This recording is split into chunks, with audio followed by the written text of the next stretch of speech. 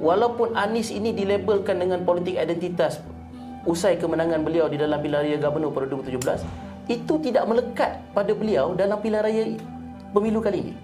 Maksudnya orang membahaskan soal dia nak berbanding hanya membangunkan IKN, dia nak membangunkan 40 kota di Indonesia yang sama macam IKN. Orang membahaskan soal itu. Di Malaysia, pemilu berfokus pada pemilihan partai politik dan anggota parlemen, bukan Perdana Menteri, sehingga sentimen agama dan etnis lebih sulit dihindari.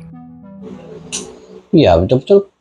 Kadang-kadang kan guys, saya terfikir juga ya, di Indonesia ini punya suku kaum etnik itu melebihi lebih daripada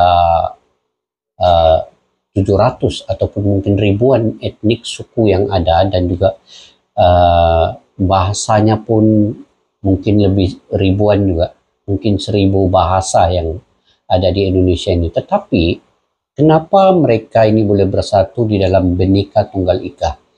Itu yang berbeda-beda tetapi tetap satu. Di Malaysia ini hanya 3 suku kaum yang besar, itu di Semenanjung lah, Melayu, China, India.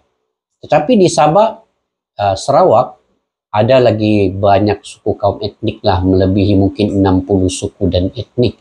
Tetapi kenapa di Semenanjung Malaysia itu agak sukar dikontrol ya, 3 suku kaum yang besar ini, Melayu, India, Cina, dan lebih kepada kepartian keagamaan.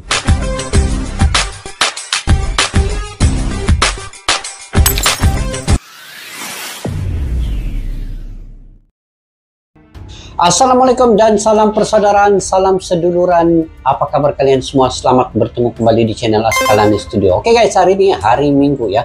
Semoga kalian bersama keluarga yang tersayang dan juga sentiasa dimurahkan rezeki kalian, sentiasa sehat kalian, dan juga sukses ya semua dalam apa juga bidang yang kalian usahakan. Oke, hari ini saya ingin mereaksi satu video. Oke, kali ini guys, terkait dengan pemilu juga di Indonesia. Masih lagi dalam konteks pemilu, pasca pemilu di Indonesia 2024. Apa pengajarannya untuk Malaysia? Apa yang perlu dicontohi daripada pemilu di Indonesia untuk dibawa pula ke pemilu di Malaysia ataupun pilihan raya umum di Malaysia nanti? Dan bukti bahawa di Indonesia sentimen agama itu tidak berkesan ya, walaupun dimainkan oleh beberapa calon di sana, tetapi tidak mendatangkan kesan yang sangat jelas, karena saya merasakan Islam di Indonesia ini lebih kepada toleransi, lebih kepada dinamiknya, berdemokrasi, dan juga mungkin di sana lebih matang dalam menilai agama itu seperti apa ya. Dan memang politik itu memang seharusnya digunakan untuk berpolitik, memimpin negara, dan agama itu sepatutnya memacu politik itu, bukan politik yang mempermain-mainkan agama. Nah, mungkin Indonesia itu lebih matang ketimbang dengan Malaysia, sebab di Malaysia ini sentimen keagamaan itu begitu menebal, begitu kuat di dalam kepartian. Dan ini yang membuatkan kadang-kadang mayoritasnya Islam Muslim di Malaysia cerita sejak pasal agama, oke, ini harus kita pertahankan, ini harus kita dukung, ini harus kita sokong. Walhal orang yang lain pun yang tidak berparti kepada agama juga mempunyai agama, berpegang teguh kepada agama Islam, tetapi mungkin itu dipinggirkan. Jadi itu sedikit tentang Malaysia. Jadi apa yang saya ingin reaksi ya terkait dengan yang ada di Indonesia ini, bagaimana Indonesia melakukan satu reformasi terkait dengan masih lagi dasar-dasar yang ada pada Jokowi ini diteruskan di dalam untuk presiden yang seterusnya, yaitu Prabowo dan Gibran, dan sentimen agama yang digunakan oleh calon paslon lain itu tidak berkesan. Jadi kita semak daripada video dari channel The Wanderer guys. Pada yang baru ketemu, kalian boleh subscribe juga channel The Wanderer ini, tekan butang loncengnya sekali. Oke, dengan judulnya Prabowo Gibran menang di pemilu ini, Malaysia hairan, sentimen agama tidak laku di Indonesia itu. Bagaimana ceritanya? Yuk kita tonton video ini sampai selesai guys.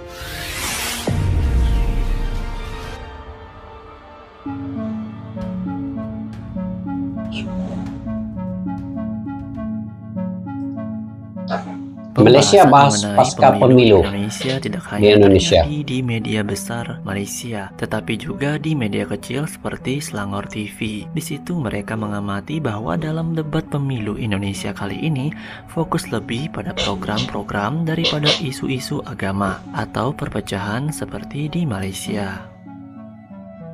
Tetapi apa yang berbeza dengan Malaysia dan juga di Indonesia yang saya rasa kita perlu pelajari ialah kita tidak mengamalkan budaya politik lama, maksudnya bermainkan dengan sentimen kaum, bangsa, agama dan sebagainya.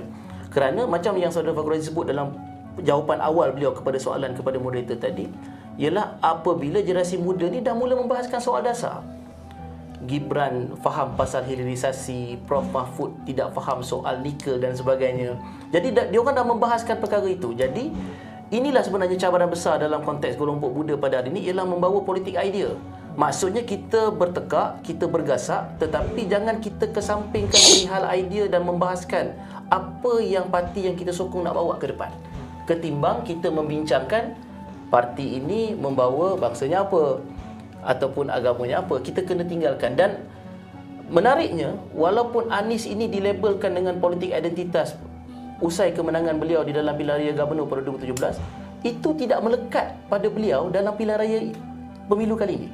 Maksudnya orang membahaskan soal dia nak berbanding hanya membangunkan IKN, dia nak membangunkan 40 kota di Indonesia yang sama macam IKN. Orang membahaskan soal itu. Nak membangunkan 20 stadium yang sama macam JIS di kota-kota Indonesia. Maka orang tidak bercakap lagi soal dia disokong oleh kelompok-kelompok far right tertentu di Indonesia. Tidak. Benda itu terus hilang. Kerana perbahasan dah perihal idea dan bercakap soal politik pembangunan dan politik dasar. Itu yang saya nampak wajar kita ambil teladan daripada negara jiran kita. Cik Fakhruddin bagaimana? Menarik. Okey, menarik juga apa yang dia katakan ini tadi guys. Karena sebelum ini untuk kemenangan Pak Anies ketika di dalam gubernur itu sebenarnya itu juga disokong oleh pemerintah ya, oleh Pak Prabowo yang telah mencalonkan nama Anies itu. Tetapi dengan di pilihan pemilu kali ini, walaupun dulu dia disokong menjadi gubernur itu, tetapi pemilu banyak rakyat di Indonesia ini tidak mengikut karena maksudnya tidak menyokong kepada Pak Anies karena dia menentang ya semula kepada Pak Prabowo itu, yang mana sebelum ini janji-janjinya untuk tidak menentang presiden selagi mana Pak Prabowo itu masih lagi calon presiden. Okey. Bila Cik Dayat tekankan tentang AI, sebenarnya ada satu part lagi di mana ketiga pasukan kemenangan yang saya jumpa di Jakarta pada hari itu menggunakan ChatGPT. Ini satu perkara yang menarik kerana anak muda lebih mendekati Google daripada ibu bapa untuk cari jawapan. So, betul. Pasukan kempen kali ini menggunakan teknologi AI dan sebagainya sebenarnya dibangunkan oleh kerajaan, oleh pemerintah Pak Jokowi dan sebagainya, tetapi bagaimana ChatGPT itu boleh mempengaruhi, memberi persoalan, memberi jawapan kepada anak muda itu adalah satu perkara yang menarik. Kerana perkara itu paling dekat untuk mempengaruhi anak muda selain pada ibu bapa dan rakan-rakan. Jadi saya rasa itu adalah satu inovasi pendekatan politik yang saya rasa akan berlaku di Malaysia tidak lama lagi menjelang beberapa pilihan raya akan datang. ChatGPT dan sebagainya itu adalah perkara yang penting. Dan seperti mana yang saya lihat apa yang berlaku pada hari ini, struktur yang diletakkan oleh Pak Jokowi itu di Indonesia itu adalah cukup saya rasa signifikan. Kerana apa yang dilihat oleh Jokowi yang orang ramai tak nampak, mungkin tak nampak di sini, adalah bagaimana Jokowi meletakkan pembangunan itu di luar Jakarta. Dah tak ada Jakarta sentris. Jakarta itu dah tidak ada. Kebanyakan bansos atau bantuan sosial, infrastruktur dari segi jalan raya, pembangunan, even infrastruktur dari segi pengangkutan awam berlaku di Sulawesi, di Papua, di Kalimantan dan sebagainya. Itu membuka mata kepada menyentuh hati masyarakat Indonesia di mana mereka mendapat seorang presiden yang memahami keperluan ekonomi di luar Jakarta itu sendiri. Untuk membangunkan Indonesia itu memerlukan semua wilayah provinsi dan kepulauan-kepulauan kecil itu sekalipun memerlukan pembangunan. Dan ini disentuh oleh pemerintahan Pak Jokowi sepanjang dua penggal, khususnya pada penggal kedua. Dan ini saya rasa menarik untuk ditelusuri oleh pemimpin di Malaysia, di mana apabila kita melakukan sebuah dasar itu, yang penting sekali adalah untuk memastikan rakyat itu dekat, memahami apa yang ingin disampaikan oleh pemerintah ataupun kerajaan tentang dasar-dasar yang telah mereka buat. Tidak semestinya, kadang-kadang dasar itu hanyalah simple. Macam Jokowi memberi bantuan bansos atau bantuan seperti makanan. Dan kalau kita lihat ketika 3 calon presiden, Anies menceritakan tentang pendidikan gratis, Prabowo menceritakan tentang makanan gratis untuk, dan Ganjar pula menceritakan tentang internet gratis. Semuanya berkenaan dengan rakyat, yang menyentuh jiwa, menyentuh keperluan ekonomi rakyat seharian. Itu saya rasa paling penting untuk pemimpin di Malaysia boleh mengambil iktibar. Bagaimana kita ingin melihat ataupun memastikan masyarakat itu memahami dasar yang telah dibuat oleh pemerintah, pada masa yang sama ia merapatkan lagi. Kalau Pemilu Indonesia berhasil keluar dari masalah sentimen agama karena lebih fokus pada pemilihan pemimpinnya. Sedangkan di Malaysia, pemilu berfokus pada pemilihan partai politik dan anggota parlemen, bukan Perdana Menteri, sehingga sentimen agama dan etnis lebih sulit dihindari. Ya, betul-betul. Kadang-kadang kan guys, saya terfikir juga ya, di Indonesia ini punya suku kaum etnik itu melebihi lebih daripada 700 ataupun mungkin ribuan etnik suku yang ada, dan juga bahasanya pun mungkin lebih ribuan juga, mungkin 1000 bahasa yang ada di Indonesia ini. Tetapi kenapa mereka ini boleh bersatu di dalam Bhinneka Tunggal Ika? Itu yang berbeda-beda tetapi tetap satu. Di Malaysia ini hanya 3 suku kaum yang besar, itu di Semenanjung lah, Melayu, China, India. Tetapi di Sabah, Sarawak ada lagi banyak suku kaum etnik lah, melebihi mungkin 60 suku dan etnik. Tetapi kenapa di Semenanjung Malaysia itu agak sukar dikontrol ya, 3 suku kaum yang besar ini, Melayu, India, Cina, dan lebih kepada kepartian keagamaan. Memang perlu, agama itu perlu, tetapi tidaklah sampai politik itu memandu kepada agama itu. Itu yang perlu dihindarkan sama sekali. Biar agama yang pandu kepada politik. Sekarang ini, parti-parti di Malaysia ini lebih kepada parti keagamaan, dan politik itu yang memandu agama ini. Itu mungkin salah, bagi saya salah ya. Dan itu mungkin boleh diubah, dan ini boleh dicontohi juga apa yang ada di Indonesia itu. Walaupun di Indonesia ini negara besar, rakyatnya beragama Muslim, mungkin dalam ratusan juta ketimbang dengan Malaysia. Muslim di Malaysia ini, itu pun baru mungkin 56% daripada 35 juta ini. Mungkin di Malaysia penduduknya 35 juta jiwa, dan yang Muslim itu mungkin ada dalam 18 juta, begitulah lebih kurang 56% dari penduduk di Malaysia. Itu pun masih lagi terlalu menebal sentimen perkauman dan keagamaan. Jadi ya, apa yang saya mau ceritakan di sini, kenapa kita tidak mencontohi Indonesia yang suku kaumnya melebihi 1200 suku kaum yang ada di Indonesia itu, tetapi mereka tetap menjaga adab tata susila dengan memegang kepada bangsa Indonesia itu Bhinneka Tunggal Ika, berbeda-beda tetapi tetap satu. Dan pemilu kali ini memang pemilu yang saya anggap terbaik untuk Indonesia. Tidak banyak yang kita nampak ada keributan dan sebagainya. Oke, kita lanjut dulu guys. Jadi pengaruh Jokowi dalam pemilu ini begitu tinggi, dan semua parti politik kalau kita lihat, even calon presiden ini tidak menafikan pembangunan ataupun apa yang ingin dibawa oleh Jokowi itu adalah tepat untuk Indonesia. Cuma dari segi perbezaan, dari segi konsep, falsafahnya, mungkin dari segi pendekatannya bagaimana, dan itu sahaja yang saya rasa pemilu kali ini menunjukkan bahawa Indonesia sekarang ini tengah bukan gopoh tetapi tengah gairah untuk ke depan. Hampir 70% mengatakan ekonomi mereka mungkin stagnan, tidak berubah dan sebagainya. Tetapi populariti Jokowi tetap 80%, 75%. Ini memberi signal. Betul ini, betul. Masyarakat telah memberi signal awal kepada pemimpin Indonesia bahawanya leadership is very important. untuk Indonesia maju ke depan. Tidak ada kompromi untuk seorang leadership itu lemah. Perlu meneruskan leadership itu dengan pelan-pelan perancangan yang lebih baik untuk masa akan datang. Dan kalau kita menyentuh Gen Z ataupun millennial adalah satu fenomena di Indonesia di mana kalau kita lihat sendiri bagaimana saudara Hidayat katakan tadi, Prabowo telah menukar beberapa taktik dan sebagainya.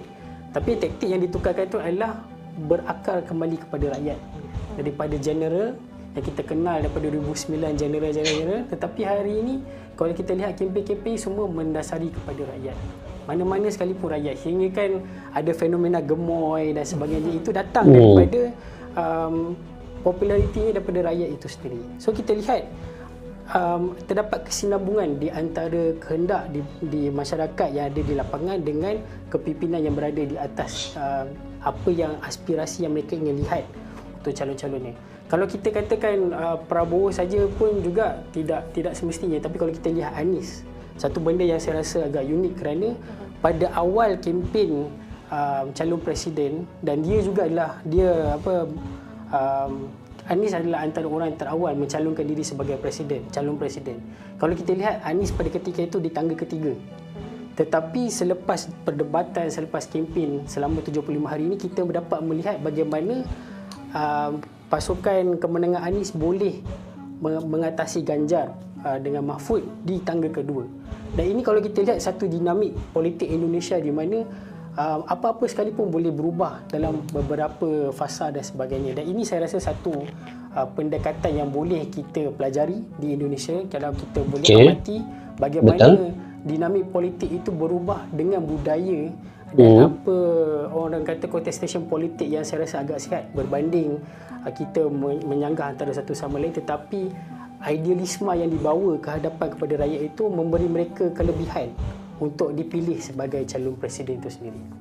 Will this be another era pasca Jokowi yang akan dilalui oleh Indonesia? Sebab itu dalam politik Indonesia kali ini sebenarnya dia ada satu istilah yang menjadi perdebatan di kalangan kelompok-kelompok nasionalis, iaitu istilah yang dikenalkan oleh Parti Solidaritas Indonesia yang kebetulan sekarang ni ketua umumnya adalah anak bongsu Jokowi, iaitu Kaisang Pangarep, iaitu Jokowism. Maksudnya inilah satu bentuk budaya pola pembangunan negara Republik Indonesia yang baru berteraskan bagaimana Jokowi. Sebab itu kalau kita melihat tadi apa yang disampaikan oleh Sir Fakhur Razi tadi dan ulasan daripada kedua-dua moderator pun, sebenarnya it's all about continuity. Akhirnya this is real politik. Kalau kita melihat Indonesia dikejutkan dengan keluarnya video dirty votes dalam tempoh 72 jam sebelum hari pengundi. Dengan mengambil kira, saya ingat beberapa view daripada berapa ni, cecah 10 juta daripada beberapa platform. Kalau kita ingatkan memang akan ada setback dengan berbondong-bondong orang ke TPS pagi tadi kan. Tetapi ternyata kempen itu berbeza. Hasilnya itu menunjukkan Prabowo boleh cecah. Sedangkan kalau ikutkan survey dapatan awal, mereka menjangkakan Prabowo akan lead dalam 52 ke 50%. Tetapi hampir semua kaji selidik quick poll yang dibuat pada hari ini menampakkan, termasuk kedai kopi sebentar tadi, 58%. Maksudnya ada hike yang agak drastik sebenarnya. Jadi akhirnya kita tidak boleh menerima, kita tidak boleh menolak hakikat bahawa di peringkat akar rumput ataupun akar umbi mereka menerima pendekatan yang sifatnya populis, yang memang itulah yang digagaskan oleh Jokowi. Sebab Jokowi ni tahun 2014 kempen dia Jokowi adalah kita. Sebab dia nak bezakan diri dia dengan bekas-bekas general, bekas-bekas anak-anak tokoh, Megawati Soekarno Putri dan sebagainya. Dia datangkan Jokowi adalah kita, dan continuity itu berjaya dibawa, ironinya, oleh orang yang bernama Prabowo yang satu ketika melawan dia. Kerana sebab itu tadi bila dia bawa sentimen gemoy dan sebagainya, malah Gibran pun ada nickname Samsul, kan? Maksudnya nak menampakkan dia tu kampungan supaya dia tu dilihat merakyat di bawah tu. Maka benda tu ada kesinambungan. Demikianlah sudut pandang kaum muda Malaysia terhadap pemilihan umum di Indonesia. Dan untuk pasangan Prabowo Gibran sudah fix menang karena data real count-nya saat ini sudah masuk di atas 60%. Dan Prabowo Gibran jauh sudah 60% tidak bisa dikejar lagi. Bagaimana pendapat kalian?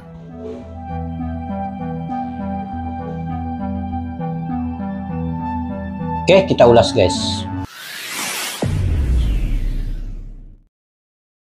Oke guys, daripada pembicaraan terkait dengan pasca pemilu 2024 di Indonesia ini, rakan-rakan media daripada Malaysia ini tadi membicarakan terkait dengan politik identitas yang di Indonesia itu tidak berkesan pun dengan pemilu kali ini. Dan saya ingat rakyat Indonesia ini memang mereka sudah matang ya, sudah matang, berpikiran cerdas, dan mereka berjiwa besar dan sangat berealitas yang benar-benar jujur dan ikhlas dalam memilih calon presiden mereka, yang mana mereka nampak ada keikhlasan di dalam perjuangan dari awal sampai akhir. Itu yang mereka sokong dan mayoritasnya menyokong yang itu. Dan sebenarnya di Indonesia ini keadaan ataupun masalah agama ini tidaklah selalu dimainkan ketika pemilu, karena walaupun Indonesia ini negara Islam yang terbesar dari segi jumlah mayoritas penduduknya itu beragama Islam, tetapi dengan mereka berpegang pada prinsip Bhinneka Tunggal Ika itu, agama-agama lain sekiranya diganggu-gugat oleh anasir-anasir yang tidak baik, maka mayoritas rakyat yang muslim ini tadi juga akan mempertahankan agama-agama lain itu juga ya, sekiranya diganggu-gugat tanpa ada sebab yang munasabah. Saya ingat Indonesia punya kematangan berfikiran sampai begitu sekali ya. Sebab itu bangsa Indonesia itu walaupun dia Tionghoa, walaupun dia India, tetapi bahasa mereka itu tetap bahasa Indonesia. Pergaulan, percakapan seharian mereka itu menggunakan bahasa Indonesia, dan kita tidak nampak pun perbedaan perkataan Tionghoa ataupun bahasa Tionghoa digunakan dalam bahasa Indonesia. Dia seolah-olah memang bahasa Indonesia yang kita dengar gitu. Itu yang membedakan dengan bangsa Cina yang ada di Malaysia ini, yang kita masih lagi merasakan dia, walaupun dia berbahasa Melayu, tetapi dia punya logat masih ada Cina lagi lah, masih ada Mandarinnya, masih lagi melekat dalam itu. Dia bukan terus berbahasa Melayu yang lurus ya, sebegitu. Nah, jadi ini yang perlu reality, yang perlu kita contohi dengan Indonesia. Indonesia memang memegang erat teguh pada Bhinneka Tunggal Ika itu. Jadi saya ingat banyak lagi sebenarnya pengajaran ataupun banyak lagi contoh-contoh terbaik yang perlu diambil dari pemilu di Indonesia ini untuk dibawa nanti ke pilihan raya di Malaysia juga. Dan keadaan seluruh rakyat Indonesia sebenarnya, kenapa mereka sudah tahu cara memilih yang pemimpin yang bagus? Karena di media-media sosial itu sekarang ini ketik pakai jari pun sudah dapat akses capai kepada semua maklumat yang ada di seluruh dunia, bukan saja di Indonesia, bahkan di seluruh dunia. Sebab itu mereka melihat daripada media-media sosial, Facebook, Instagram, TikTok, YouTube dan sebagainya, Twitter, itu mereka dapat satu informasi, dan sebelum memilih mereka pasti melihat daripada media-media sosial ini terlebih dahulu. Dan sesiapa paslon yang menggunakan media sosial ini sebagai bahan kampanyenya itu, maka itu lebih kepada mendapatkan pengundi ataupun pemilih yang muda ya, penyokong yang muda itu untuk memilih mereka pula. Jadi pelajaran yang terbaik daripada Indonesia ini juga ialah sentimen agama tidak berkesan di Indonesia ini, walaupun mereka mayoritasnya Muslim. Jadi itu pelajaran yang harus kita contohi ya. Jangan agama itu dipandu oleh politik, biar agama itu memandu mengawal politik ini. Begitu yang paling bagus sebenarnya. Oke, sampai situ saja guys video pada kali ini. Mungkin kalian juga punya pandangan pendapat sendiri, kalian boleh komentar di ruang kolom di bawah. Sampai kita berjumpa lagi. Assalamualaikum warahmatullahi wabarakatuh. Bye bye.